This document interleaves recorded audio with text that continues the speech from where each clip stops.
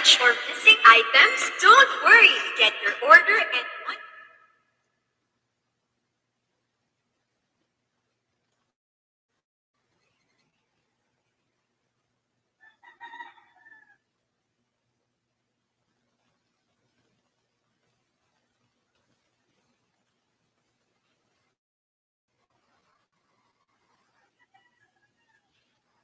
mga congratulatory messages from different.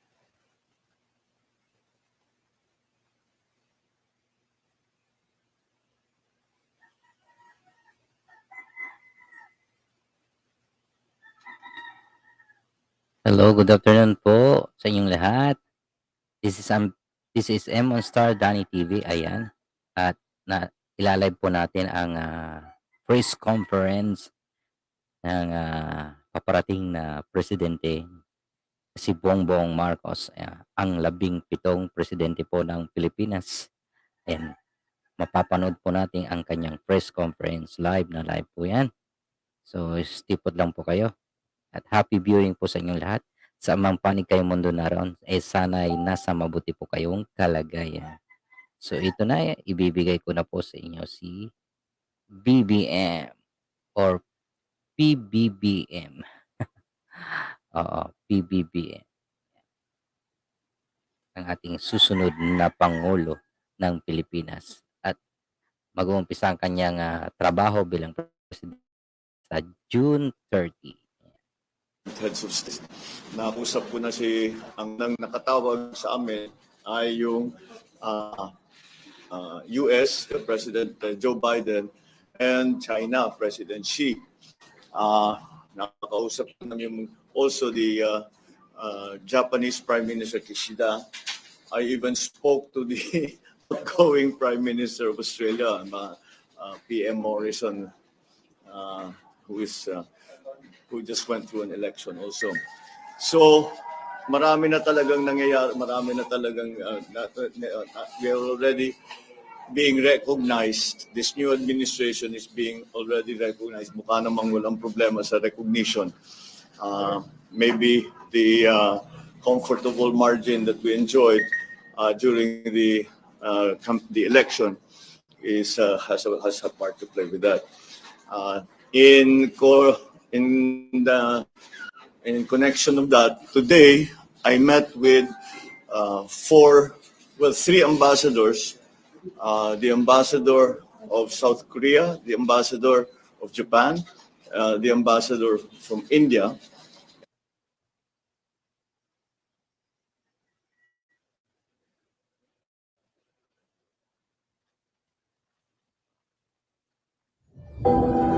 As the time falls away, I start to see away from me as we let ourselves. And now the head of station of the United States, where we were able to discuss many of the things that how we are going to handle the next few years in terms of our relationships with the different countries. Ang aking lang laging pinapaalala sa kanila, sinasabi ko, palagay ko, sa pandemyang ito, ang recovery ng lahat natin ay hindi kakayanin ng kahit isang bansa, kahit gano'ng kayaman. Kailangan the partnerships will be the one that bring us through. Keep the global economy at least as stable as is possible, and will give us the opportunities for us to take advantage of the opening of the global economy. So I think that we were all in agreement that that is going to be the situation. Specifically in Japan, with the Japanese ambassador, we spoke about some of the ODA projects that JICA ODA that possibly we can pursue. At marami siyang ipinakita sa amin na mga possibilities in terms of infrastructure, in terms of transportation infrastructure, in terms of the usual horizontal infrastructure, and also of employment, where he would like to see an increase. Japan would like to see an increase of employment of Filipinos in Japan. So that we will pursue those opportunities further.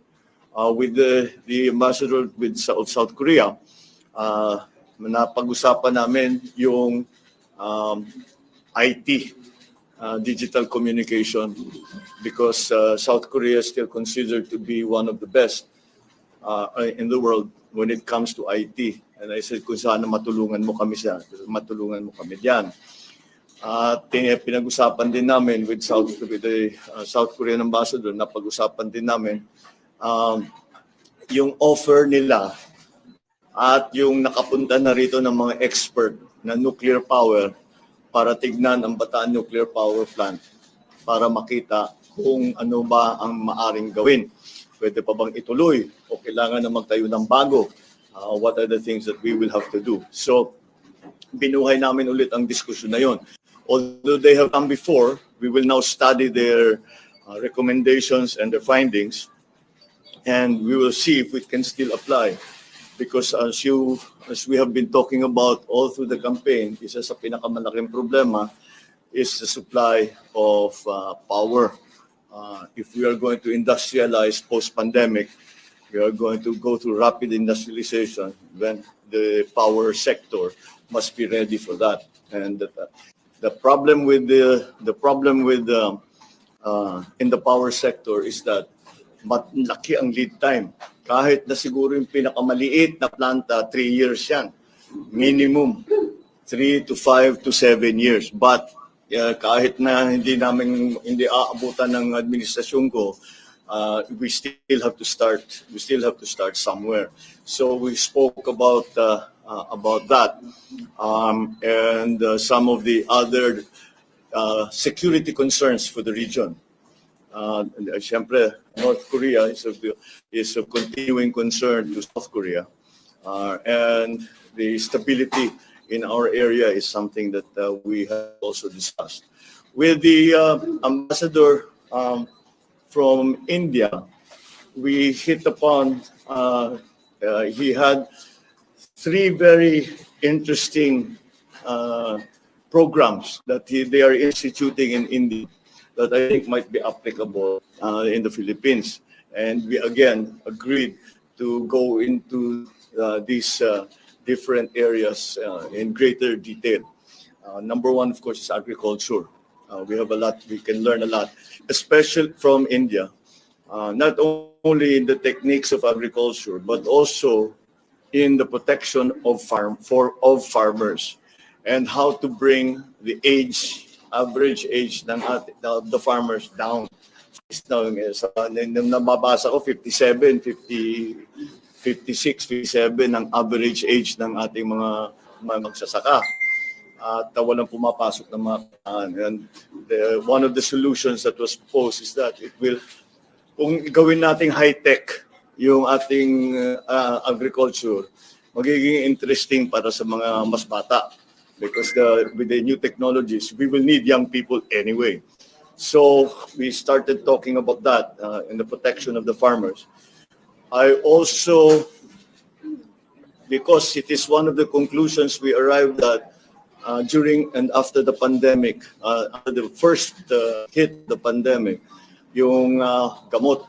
And we know that India is one of the largest manufacturers of generic drugs. And I said, if we could go into partnership para magkaroon ng production dito sa Pilipinas, turuan nyo kami what's the manufacturing technology, what are the necessary things that have to be put in place. Is there new legislation? We have put up a new agency, or we will have to do training of those of yung mga nasa tao. But in the end, able to provide at least the basic, yung mga basic lang na mga gamot na dito na nang gagaling. Marami na tayong ginagawa, pero marami pa rin kulang. And kaya naman siguro, I have no doubt, yung ating mga manufacturers dito, kaya naman nilang gawin yan. Pero we will get advice because may experience ang India. Kaya siguro naman marami silang maipapakita sa atin. Titignan natin kung babagay dito sa Pilipinas, baka maka-adapt tayo. And we will also be able to pursue that. The other very interesting area that we talked about with the Indian ambassador was their programs in India for microfinancing. And this is again because of the MSMEs that we are hoping uh, to assist, to bring back, to create more jobs, bring people back their livelihoods. Meron silang statistic na nagulat kaming sinabi, 70 pesos pa lang, 20 pesos pa lang, pwede na silang magbuka ng account doon sa kanila. Napakaliit lang, kaya na nila. So sabi ko, okay, will you please send me material? Because I'm very, very interested in that. Kasi mabusisi ang trabaho na yan. India has always been a pioneer in microfinancing. But they have taken it already to this level na kahit ganun lang kaliit ang puhunan mo, pwede ka na magkabangko, pwede ka na magka-bank account, pwede ka na maghanap buhay, pwede ka na magnegosyo. And with the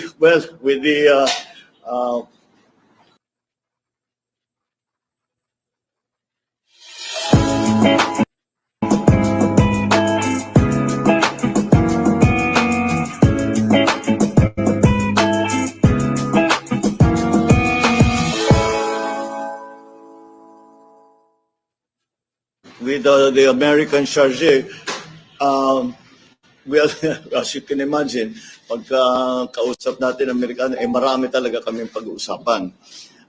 But primarily, one of the first subjects that we came upon were the assistances that the United States is offering to mitigate climate change in different countries. At very active sila. They want to take a leadership role in the mitigation of the effects of climate change, of global warming. And I said, it is that became nung nakita ko sa brief na yun ang kanilang ginagawa, ay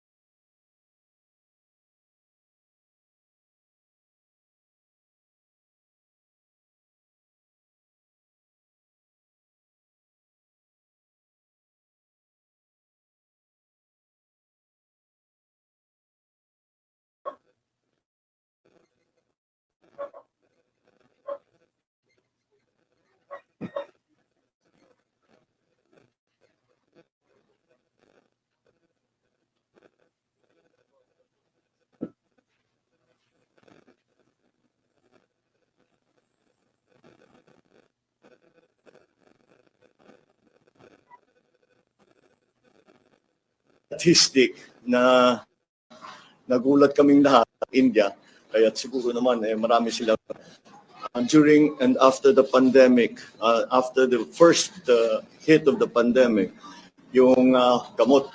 And we know that India is one of the largest manufacturers of generic drugs. Pakinggan niyo po ang sinasabi ng ating we could go into partnership para magkaroon ng production bagong dito presidente na si sa Bongbong Pilipinas. Marcos, no? Turuan nyo kami what is the Para yung manufacturing mga technology, hindi pa what po are the nakakakilala sa necessary kanyang mga things that have to be put in place. gagawin New ay legislation, we have to put up malalaman niyo a po new lalo yung mga agency, pink or we will lawan have to o do dilawans training na of mga hindi pa rin those of makamove on. yung mga nasa atin na Mama na tao. po kayo. So, but in the end, to be able to provide at least the basic, yung mga basic lang na mga gamot nagagawin ng na bagong Pangulo, dito na nang si gagaling. Bongbong Marcos. Marami na tayong Huwag na po ginagawa kayo pero maging marami pa rin toxic sa kulang. bayan And natin, kaya ha? naman siguro, I have no doubt na yung ating mga manufacturers dito, kaya naman nilang gawin yan. So, we will get advice because may experience ng India. Kaya siguro naman marami silang maipapakita atin. Tignan natin kung babagay dito sa Pilipinas, baka maka-adapt tayo, and we will also be able to pursue that. The other very interesting area that we talked about with the Indian ambassador was their programs in India for microfinancing. And this is again because of the MSMEs that we are hoping to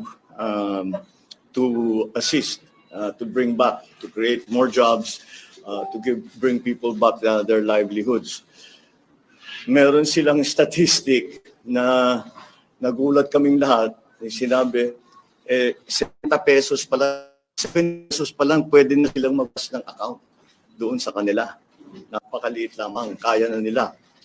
So sabi ko, please send me material because I'm very, very interested in that. Kasi mabusisi ang trabaho na yan. India has always been a pioneer in terms of microfinancing.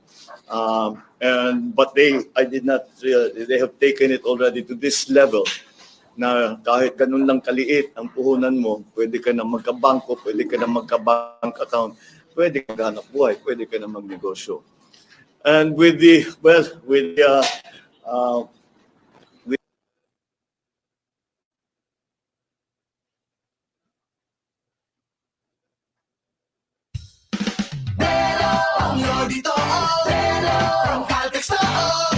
Manang dumating sa biyahe mo, sabihin mo, no problemo. Melody natin ay nandito. with the American charge, well, as you can imagine, pagka kausap natin Amerikano, marami talaga kaming pag-usapan. But primarily, one of the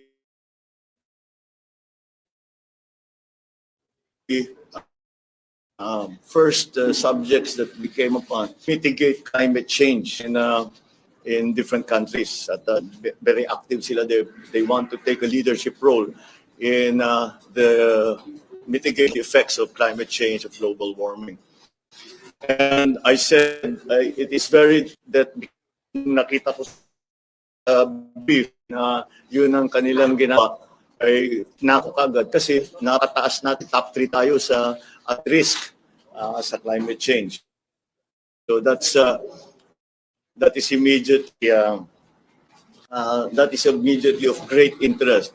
Security concerns, of course, has been our relationship with the United States.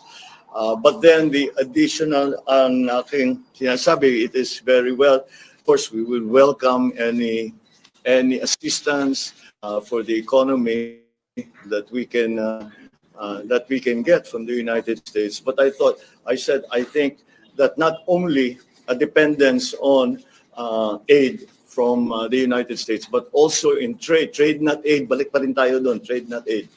And so to open the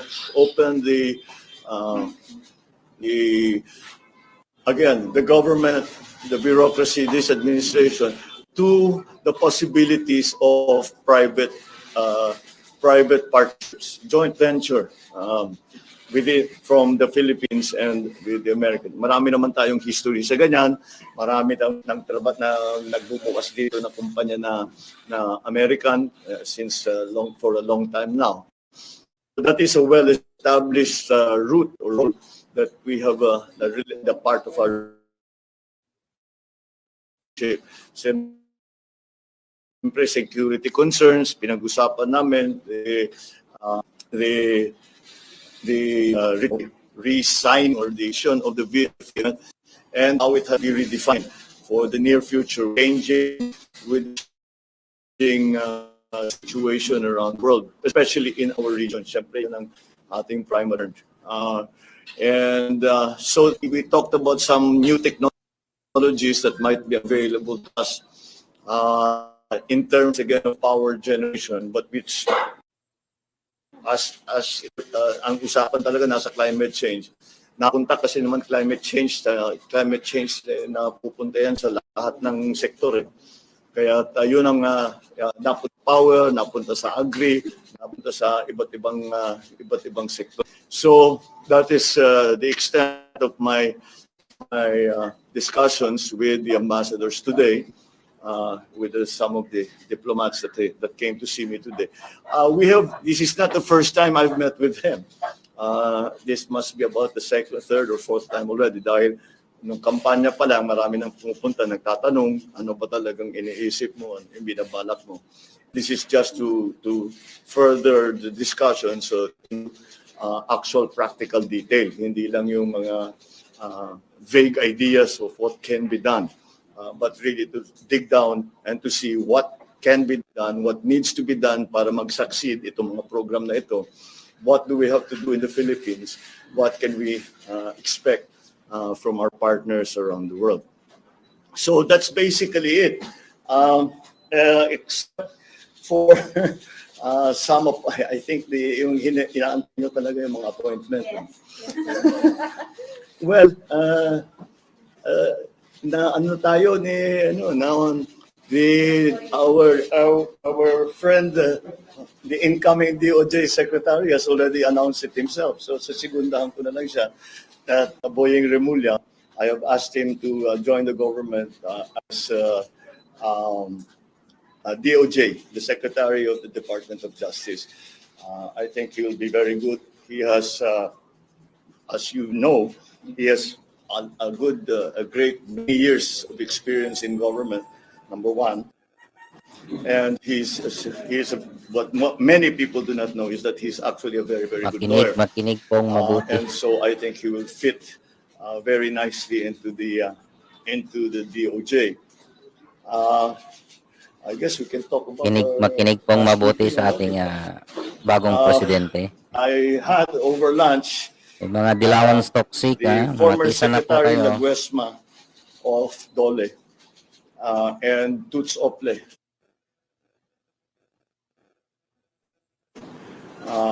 to talk about the labor segment, both Dole and the new Department of Migrant Workers. Our new my nominee for Dole is going to be the former Secretary Laguesma to return. And we've asked help from Toots Ople to start organize already the Department of Migrant Workers so that when the time comes that we are mandated to start operations in pag-isipan kung ano ang gagawin natin para pagdating ng panahon mabilis na. The Department of Migrant Workers from the day one will immediately operational and performing its function. That's really my general policy sa lahat nito is to fix policy as early as now so that when the time comes that we are giving now our nominations to the CA ay mabilis na ang magiging proseso. At kahit na hindi pa ma-confirm yung mga iba, hindi pa natapos ang confirmation process ng mga iba, ay ang mangyayari ay marami na tayong naintindihan na.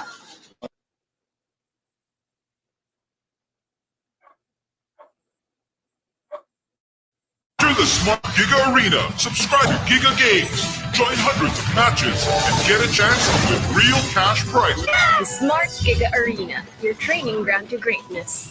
Simple, smart ako.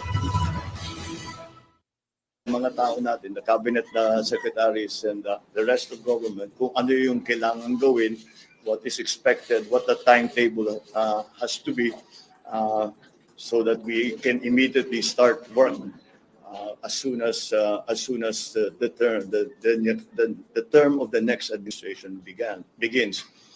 I have also tapped an old friend who also was formerly in this position, Arce Balistan, who was our former NED, and I've asked him to return to NEDA.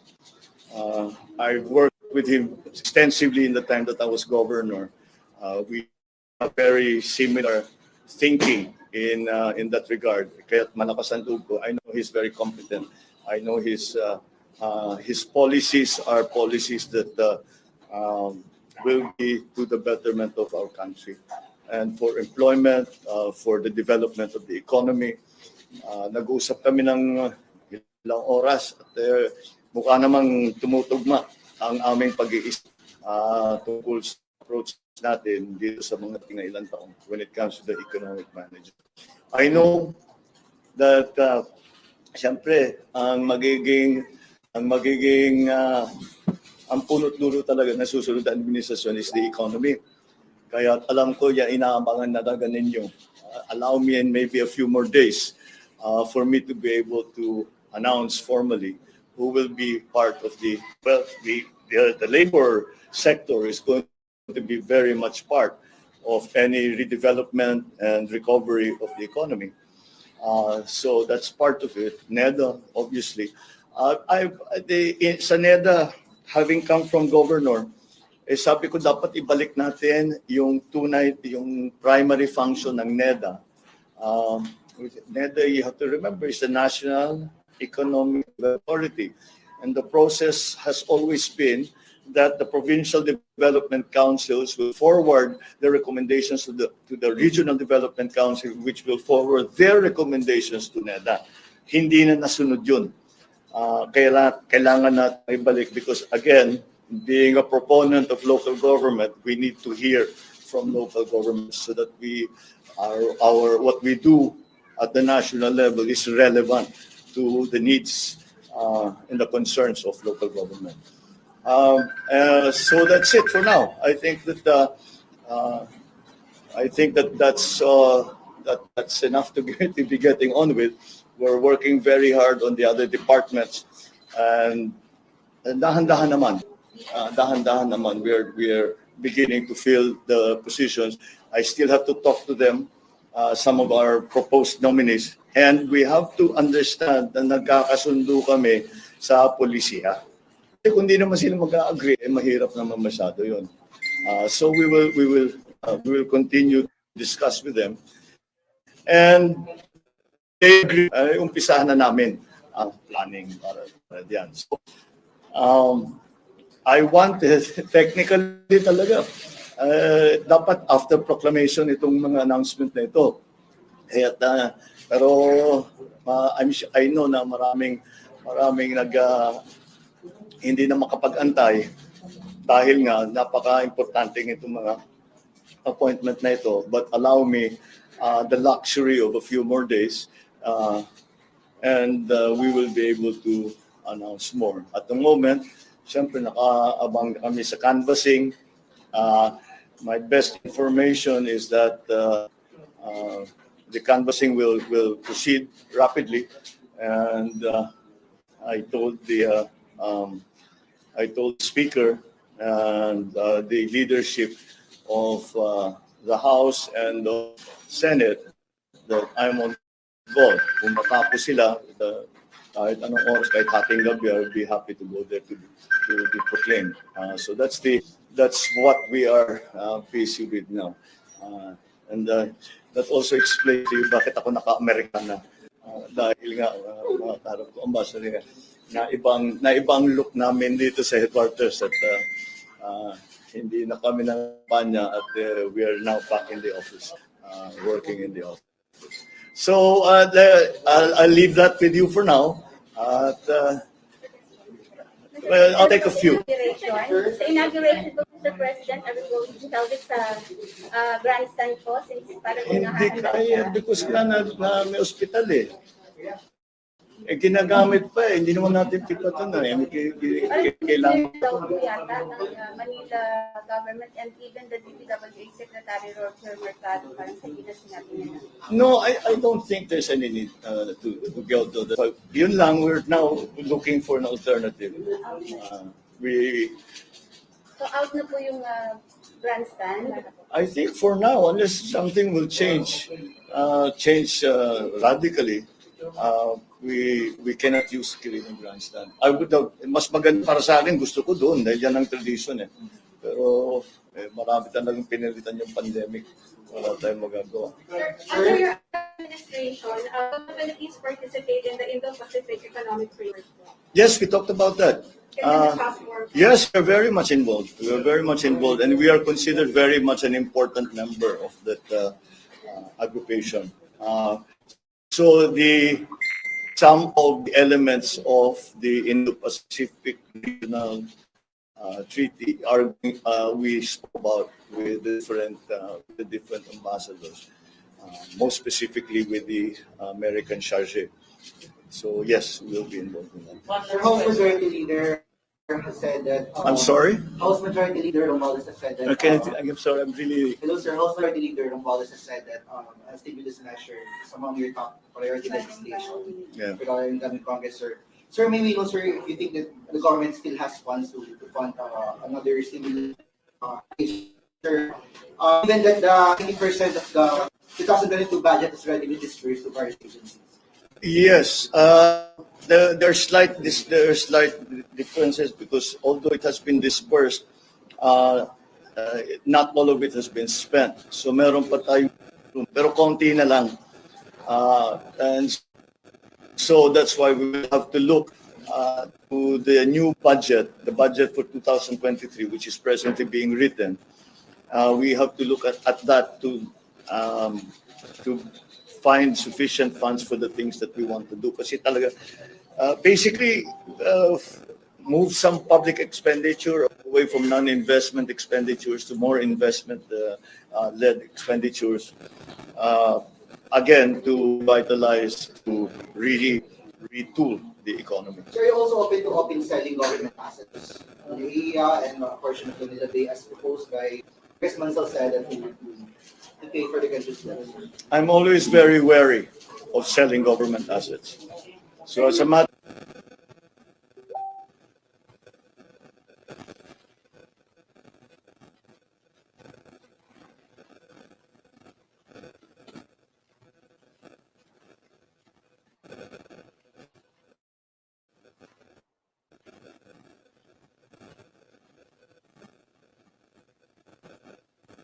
principle, I'd rather not. So yes. Sir, just a follow-up, how do you think the Philippines will benefit from the Indo-Pacific Economic Framework? Well, it's going to be because now, as I said, the survival and the stability of the global economy, or even just the regional economy, is going to depend on the partnerships we make with other countries. And that's why that's going to be very important. We have to open as much of the economy as we can to trade. And that's where these kind of treaties come in. Okay, thank you. Maraming salamat. Paano po sana yung behavior? Yung behavior. Oo nga.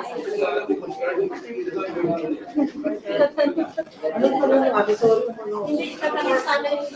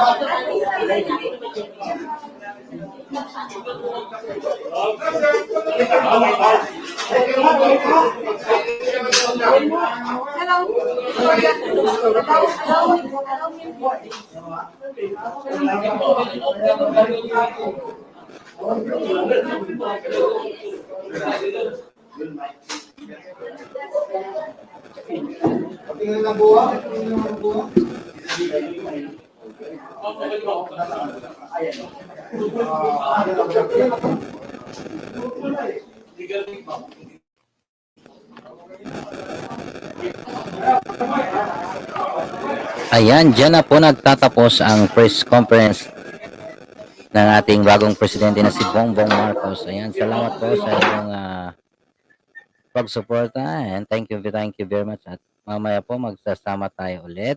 Ayan. Thank you. This has been M1 Star TV signing off. Subscribe Leslie to SMNI News Channel and turn on notification button for more news.